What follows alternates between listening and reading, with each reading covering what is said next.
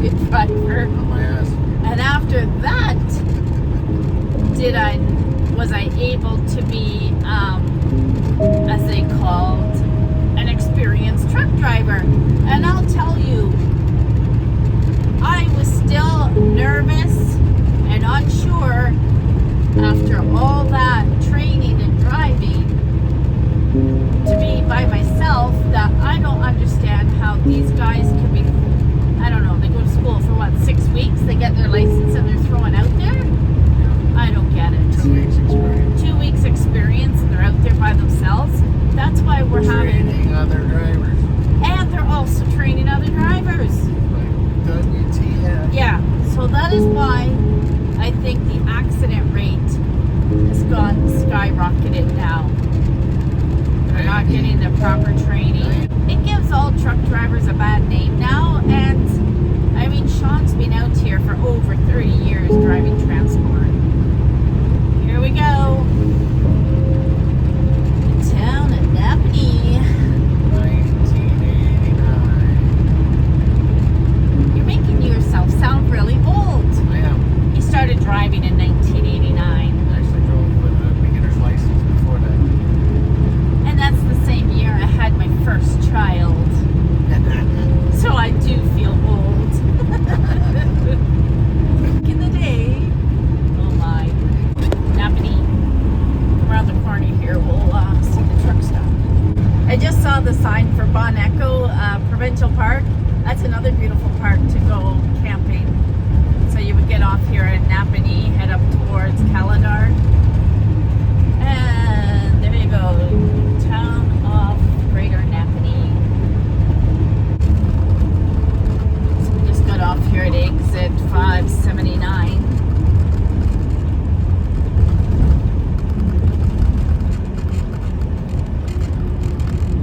Sean's going to fuel up. And he's going to go over there to the truck shop and get a grease job done on our truck. Fueled since Kentucky. Yeah, we haven't fueled since Kentucky, so we actually did really well on fuel because we were pretty heavy. How much were you hauling there? 43,000. He was hauling 43,000 pounds of liquid, and it took a while to load and unload because it was thick product. He said it was thick as molasses. We watched 2 trucks pull in, unload and leave, and we were still sitting there. So whatever product they were delivering wasn't as thick as ours. So yeah, Caladar is 50 kilometers north of here. So this Napanee truck stop has a Denny's restaurant. And just looking, gas is 161.9 at the petrol right there, right ahead of us there. This guy's bringing home a little tree. His Ford pickup there.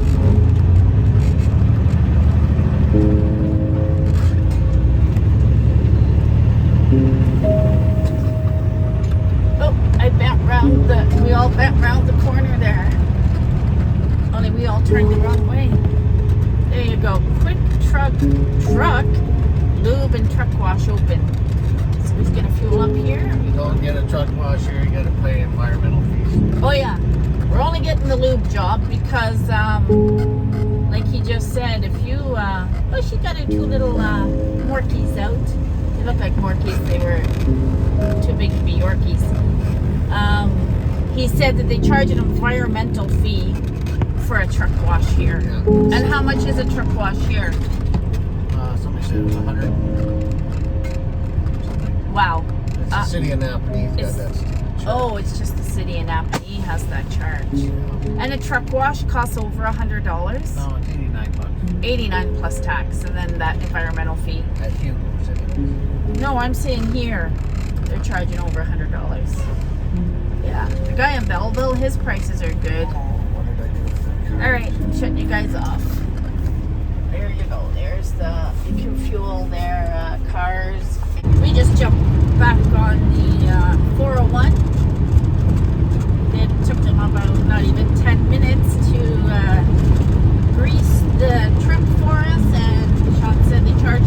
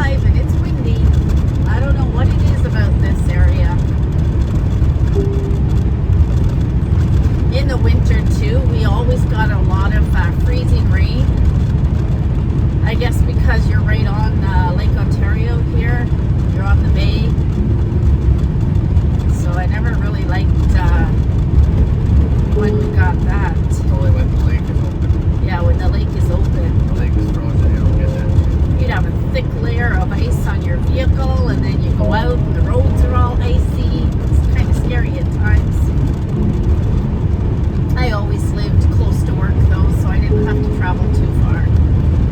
So it wasn't a problem. I used to joke when I was working on the base and say, can I drive the Zamboni home? It's got studded tires. And before I left, I was so tempted to drive it through the drive-thru at Tim Hortons. And the guys were all like, do it, do it. But then I thought, no, there could become a day where I might want to come back and work here. So I didn't want to get in trouble. There were a couple of times though where I did have to drive it down the RCAF road and go into the base. I can't remember. I must have been to go into a mechanic shop or something. That's what I did. And the thing doesn't go very fast, right? So you're holding up traffic. They were probably like, there goes crazy Caroline. She's driving the Zamboni on the road. I was full-time there, and I worked the night shift. So I worked the 3 to 11. So I flooded the ice for all the wing teams' hockey games. And then I would take Friday nights off because I taught my skating that night. And then I would work sometimes Saturday during the day. And we rented the ice out to AAA hockey. So they would come in on a Saturday and use the arena. We didn't have much going on a Saturday night. And then I would start back to work Sunday night as well. And the wing, they started up their games. They played Sunday nights right through to Thursday nights. So every night there was wing games. And then once a year they had a tournament, and guys would come from other air bases, and they'd all come down and they would play against each other and have a tournament. So I worked that as well. Shannonville here, that's just before Belleville. That's also part of the reserve. It's quite a big reserve. And really nice houses. They all take pride in their houses down at this reserve, which is really nice to see. One of our good friends is from there. Yes, one of our good friends is from Shannonville. He's a truck driver now. He was a NHL player, a hockey player, way back when, because he's as old as us. Played for the Hartford Whalers. Yeah, he played for the Hartford Whalers, and he still does a hockey school, so he flies up northern Ontario, northern Quebec, way up north into the wilderness. He goes up there in the wintertime and he runs a hockey school for the native children, and I just think that's awesome, and he still does it. His mother was one of the ones who started the little NHL. Oh right, his mom was the one that started the little NHL. And when he goes up there, he takes donations. People donate hockey equipment and skates and whatever, and he brings it all up there for the kids. We are at Belleville. 50,000 people is the population. That's because we're here, yeah. When we leave, Yeah. the rain clouds will roll in. So we have this buddy in Manitoba, and he's a truck driver, and I don't know what it is, but the rain clouds follow him. Well, anyway, he just got home today, and his wife posted there that he just arrived home in typical style with a funnel cloud following behind him. Yeah. It's funny too, because we know another couple that live in they live in Manitoba, about a 2-hour drive from Winnipeg, and every time they come home, it rains or it snowed, and when they left, the weather was nice again. We're the opposite. We bring the nice weather with us. It's got the wobbly trailers on, the too small Toyota. Probably just parts. Oh, it's a man, a choo-choo. Yeah, they don't drive very fast. Manitoba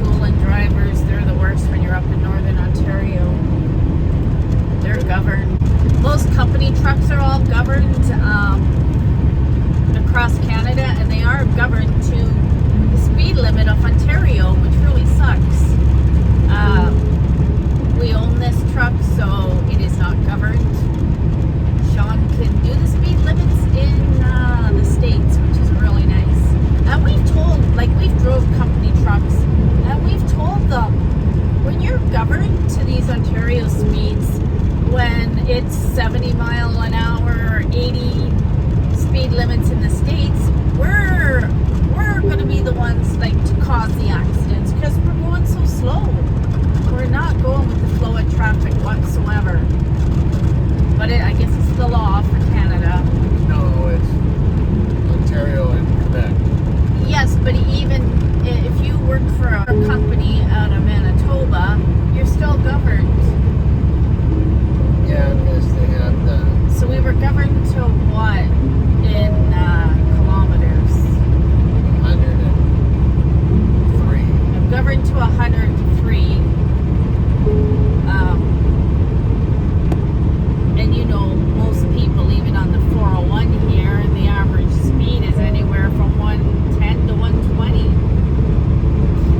Yeah, but you don't speed, but you're able to keep up with the flow of traffic.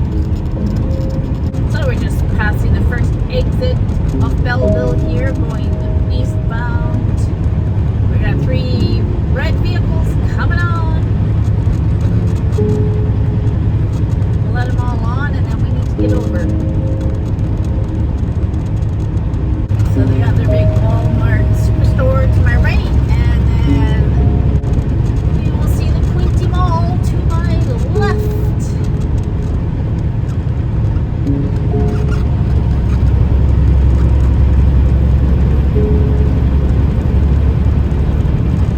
Here's the Quinte Mall.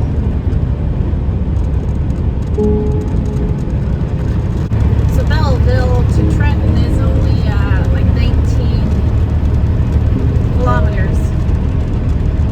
Well, Quinte West, 43,000 population. 20 kilometers is the Trenton on route, which is actually on the other side of Trenton. Yeah, a lot of the trucks like to stop here and get a truck wash, so sometimes there's a bit of a lineup. There's nobody there now. Nobody. Nobody. Like Mel last time. There's the sign for Quinte West. So this is a Wall Bridge Loyalist road that we're getting. Whoa! Sorry, that we're getting off at. We've been into this place quite a few times, the Chrome Shop. It's the Chrome Shop Warehouse. So if you need any chrome for your truck, lights. 69 International pickup. That is? Oh, yeah, that's awesome. You just pointed out that little red pickup.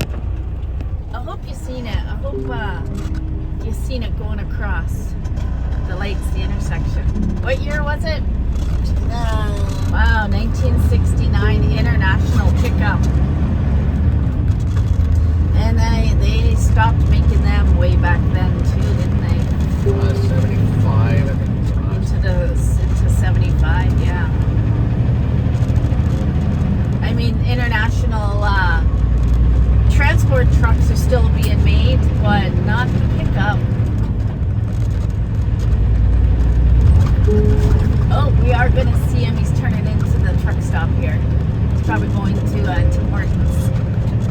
So he's right in front of us there. It's red. He's got a scooter on the back of it. There he is, go. Oh, and I like the cap he put on it too, eh? You know, you never know. This guy could have owned this from new is what I was going to say, yeah. I always look at the drivers, and then if they look as old as the vehicle, I'm like, yep, he's owned that. Look at how cute that is. That's awesome. So we're turning in here, and Sean just told me that we're going to get the truck and the trailer washed, the outside of it washed, try and get rid of some of that oil that was leaking, so we don't get stopped at one of the scales coming through the GTA. Because we get pulled in for an inspection and they see that, that'll be a fine. So they don't care if you have an appointment to go tomorrow. It's nice. Oh yeah, he's definitely owned that from new. He's looked after it.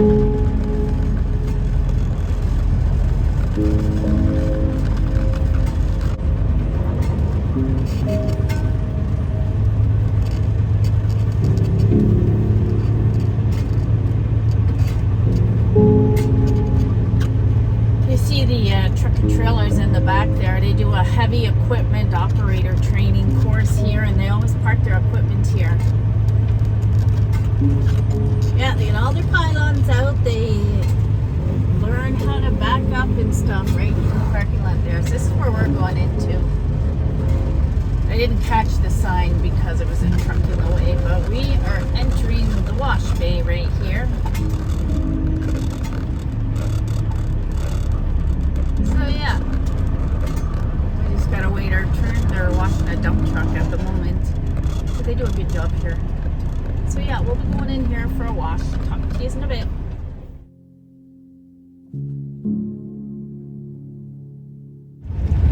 So we're in the back country now. We are going to go up Sean's grandma and visit her.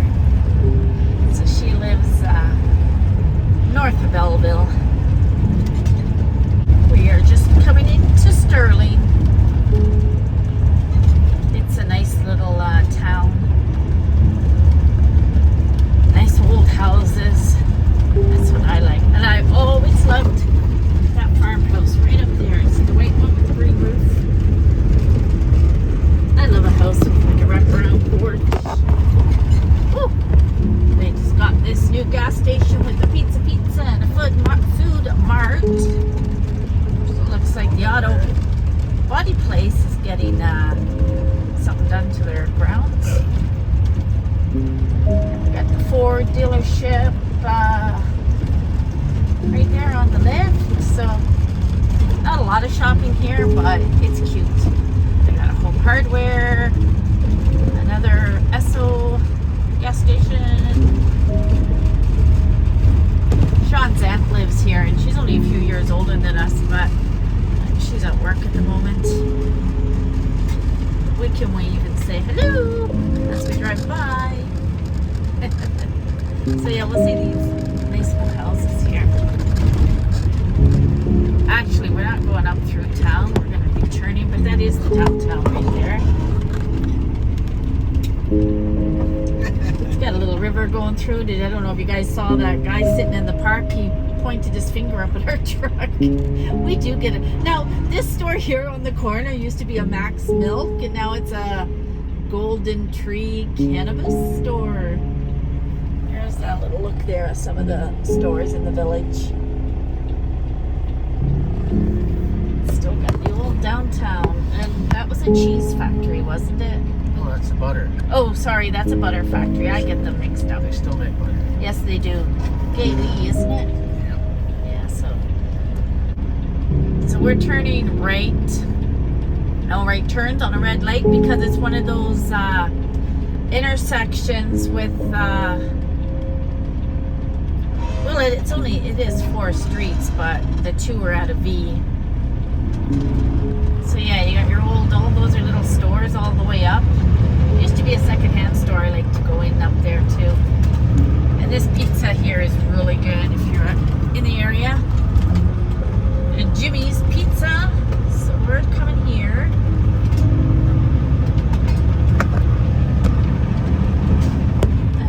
Used to be the post office on the left. What is that building now? Insurance. Oh, it's an insurance company. That used to be the post office. Foodland is still here. And there's a lot of Mennonite around here, so you often see the horse and buggy. They park in that, right there, that little area. Piece of land, and they tie the horse up, and then they go for some groceries. The old railway station there. They got a LCBO and a subway. Yeah, so we're heading north of Sterling.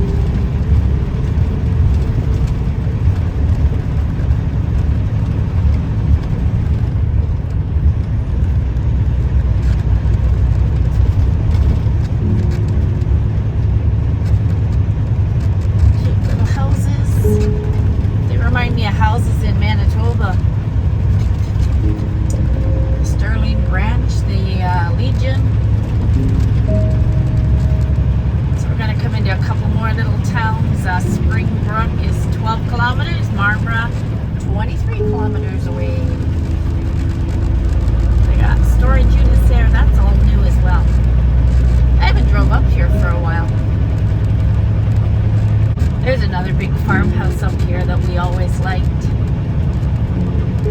on the right here on my side. It's right behind that tree. It's huge.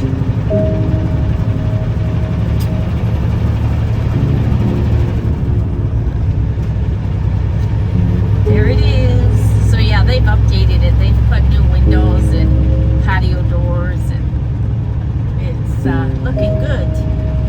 Looking good. And I've taken that that farmer owns all this land. It's the same family. I think he's owned it for years. Yeah. And then there's this other newer house that was built right there. It's also very nice. I like the balcony up top, probably right off the master bedroom. Maybe you should deer If you're a hunter, that is, yeah. Maybe that's why he did that. Who knows? Somebody had their laundry hanging out.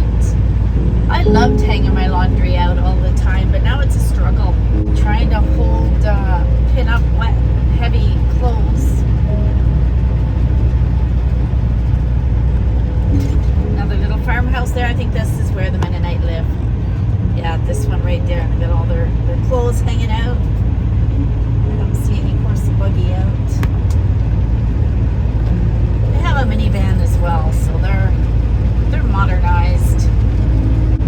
Another little farmhouse to the right. Little white one. There it is. They put new windows in as well. We were just down visiting Grandma, and Sean's taking RJ for a walk. It's so pretty down here. Yeah, she lives right on the water here. Hold on a sec. Hello. So Sean just took RJ for a walk. Grandma lives on the river here, but the trees are, see it right there? We'll go down here and see if it's any better. I know when I'm doing my videos, all you guys are seeing is the road and not me, not us. Anyway, see the water there? I can hear some kids up river there, and they've got their tubes. They must be tubing down river. They also have a splash pad here for the little guys. His grandma lives in a senior's residence, but it's their own living space. You know, she's got her own apartment. She cooks. She has cleaners come in now, but yeah. And Sean's uncle's here, so we're gonna have a barbecue. He went to the grocery store. He said he had 2 steaks or 4 pork chops. So it sounds better that we have the pork chops because there's 4 of us. There's RJ. He's having a ball.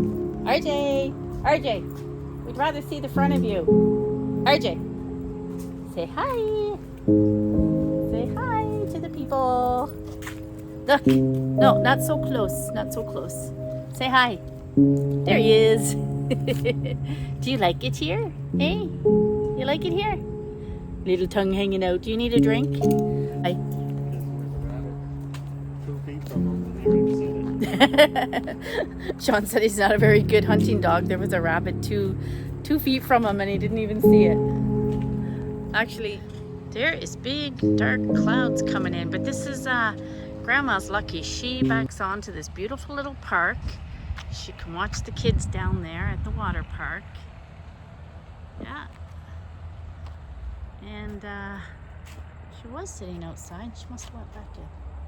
No, she's still sitting out there. So it's a 3-story apartment building, but she's lucky. She's got one on the bottom. That's her right there. 2 doors down is where her sister lives, which I think is pretty awesome.